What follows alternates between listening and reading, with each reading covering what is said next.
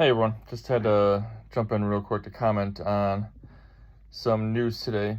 In the Netherlands, a trans woman has just won their national beauty pageant and is up for Miss Universe. And of course, this is lighting up the anti-LGBTQ ablaze. There are a lot of drama, a lot of people who are very upset with this.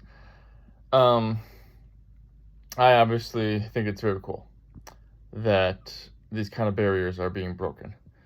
But this particular case kind of shuts down what a lot of the anti-LGBTQ say can't or shouldn't happen. They often say that women cannot compete against men in sports because of biological reasons, or that men cannot be as beautiful as women because of biological reasons.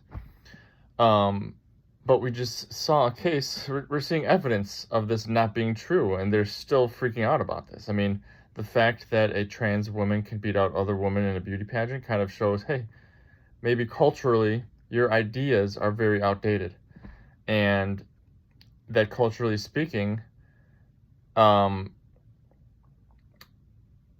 have an advantage of being more beautiful than men because they are told to look that way from birth, just as men have a cultural advantage of being more gifted in sports because they are told they have that from birth. And there's also cultural advantages of money that invested in it. There's more money invested into women in beauty pageants, more money invested into boys in sports than there are in women. And so there's a whole lot of inequality in the cultural aspect that really brainwashes people into thinking that women cannot compete against men in sports. You even have occasional stories come up where there was one I read about a junior high team, basketball team, a men's team or a boys team and a girls team. And for some reason, the boys' team of that junior high couldn't show up to this tournament, so the girls' team went instead. And they won it. They beat all the boys and won that whatever junior high championship competition there was. I'll try to link it in the comments here. And there's also been some basketball games between boys and girls in high school, where the high school teams play against each other and they're relatively close, where it could have gone either way. And really the advantage that boys have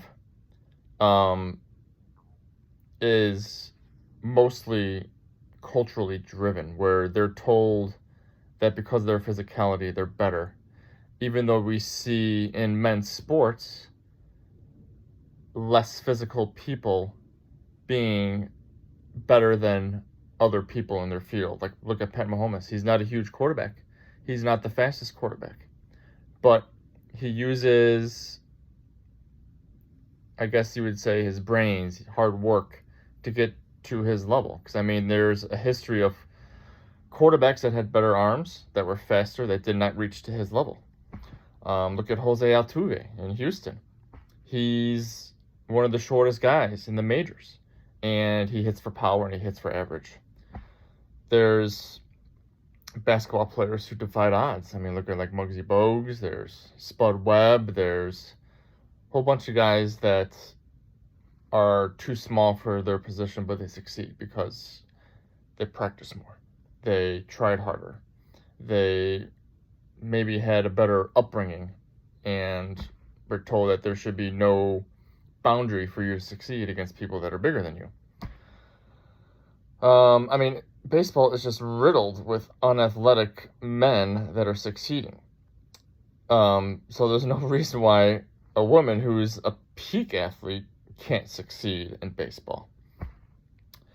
And a lot of that is because women at an early age are told they can only play softball. Imagine what would happen in how would it upend sports if instead of women being forced to play softball, they were playing baseball with the boys. How much of them would make high school teams? How many of them would make college teams? How many of them would make the pros? So it's just like it's really a cultural thing for why people pit the sexes and the genders up against each other and try to say one is better than the other, when really a lot of effort and money and bias goes into separating the sexes in those ways.